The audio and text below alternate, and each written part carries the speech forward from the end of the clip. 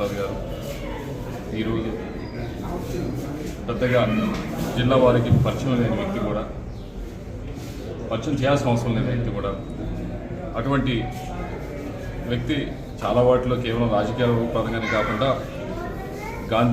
గాంధీవాదిగా జాషువా గురించి జిల్లా మొత్తం ఆయన రాసిన రచనల గురించి చెప్పడం అయితే కానీ ఆశయాలు ముందుకు తీసుకెళ్ళడమే కానీ కేవలం ఒక దానికి కన్ఫైన్ అవ్వకుండా, కేవలం రాజకీయాలకు కన్ఫైన్ అవ్వకుండా అటు భాష పైన మరొకటి సంస్కృతి పైన వీటన్నిటిపైన కూడా ఒక పట్టున్న వ్యక్తి. అటువంటి వ్యక్తి ఈరోజు మరొకసారి రాజకీయాల్లో గట్టిగా యాక్టివ్గా ఉన్న మనిషి. అటువంటి వ్యక్తి ఈరోజు మరొకసారి మన అందరితో కూడా కలిసి ఇక్కడ ఈరోజు ఆఫీస్ ఓపెన్ చేసుకున్నాం. థ్యాంక్ యూ అండి. Thank you.